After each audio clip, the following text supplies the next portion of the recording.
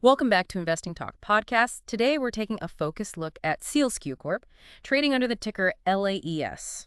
You shared some information covering their recent activities, technical analysis, and the overall company profile. We're going to unpack what stands out. Right. Our mission is really to extract those crucial insights so you can understand what's happening with this company without feeling, overwhelmed. Okay, yeah. And we've got sources here that give us a snapshot, like recent price movements through technical analysis, Okay. news articles highlighting company developments, and, well, a broader view of SEALSQ's business and financial standing. It's a pretty comprehensive set of info. Good. Okay, Yeah. let's unpack this then. The technical analysis we looked at showed that LAE's stock price saw a recent, 5% jump in just the last day? That's right, 5%. So based on this short-term climb, the analysis suggested a potential short-term, maybe a buying opportunity, especially if the price stays above its short-term moving average. But it also cautioned that without the specific numbers for that moving average or the RSI, which, helps us understand if it's overbought or oversold, we should be kind of careful about jumping in. Well, yeah, and what's interesting is how this recent price increase potentially connects with some of the positive news about the company. Right. Typically, these kinds of price moves aren't isolated, right? Right. They can often be fueled by things like new product announcements or, significant partnerships. So this 5% rise likely has some underlying reasons. That makes sense. And that leads us to another key point. SEALSQ was recently listed on the Nasdaq under the LAES ticker. That feels like a pretty significant step, doesn't it? Right, absolutely. Yeah. A listing on a major exchange like Nasdaq can really broaden a company's visibility. It often means more institutional investors take notice, and it can lead to greater liquidity in the stock, making it, easier to trade shares. That added exposure can certainly play a role. Yeah, okay. And it seems like one of the things that might be attracting attention is this quantum-resistant technology they're getting ready to launch. 2 new chips, apparently. Yeah. For someone like me, maybe not steeped in advanced physics, why is quantum resistance such a big deal? Right. Well, this is really about preparing for the future of digital security. Yeah. Quantum computing, while it's still developing, Yeah. it has the potential to just break through current encryption methods. Yeah. So companies like SEALSQ that are developing technologies resistant to these future quantum attacks, they're essentially ahead of the curve. Oh, good. They're protecting digital assets. For investors, this can signal innovation and, a proactive approach to a future challenge, which can boost confidence. So it's kind of like investing in better cybersecurity for tomorrow's threats, but today. Interesting. Exactly. Another piece of news was their expanded partnership with a company called Legic. They'll be providing key components for Legic's authentication and access management platform. How important are these kinds of strategic alliances? Oh, they're vital for a company like SEALSQ. They allow them to integrate their specialized tech into established platforms, reaching a wider customer base much more efficiently than, trying to build everything themselves. Right. The expanded relationship with Legic suggests their initial collaboration was successful and there's a strong fit.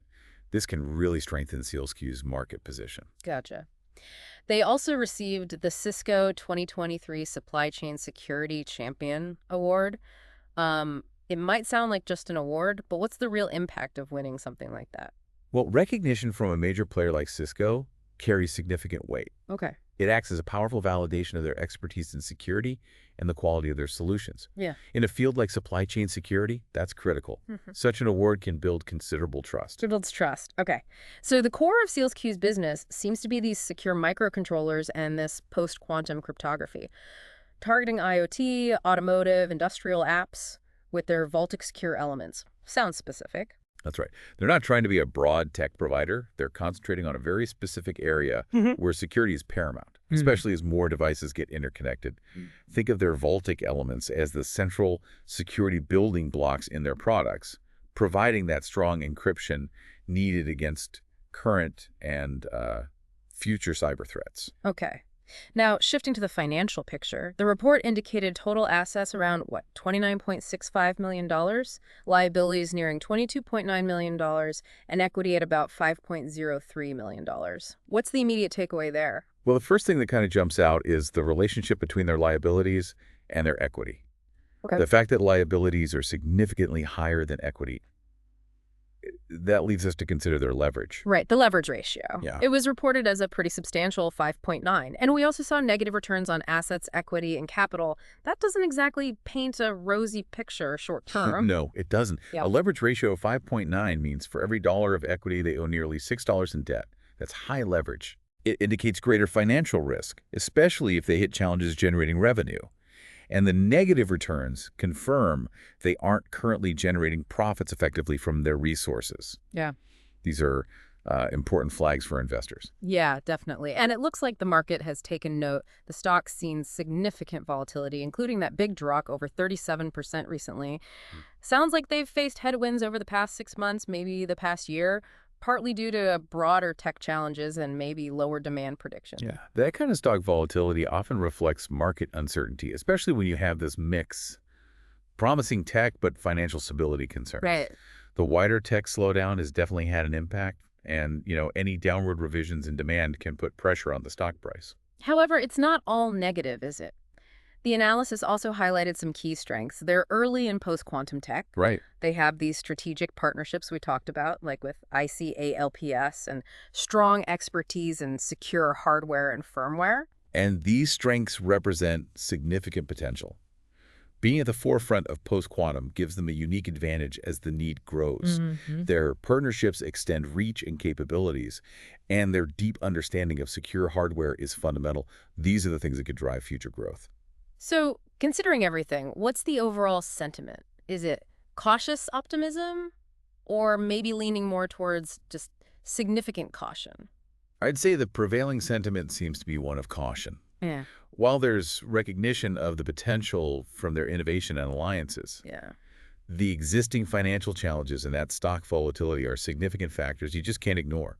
Yeah. Upcoming developments, like launching those new chips or new partnerships, could be positive catalysts. Okay. But, potential regulatory changes, ongoing market volatility, those remain risks. And the ultimate recommendation from the analysis we reviewed, what was their stance for investors?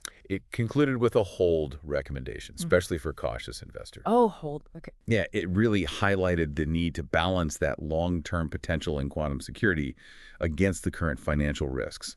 The advice is basically closely monitor their future financial performance and the success of new product launches before making a bigger move.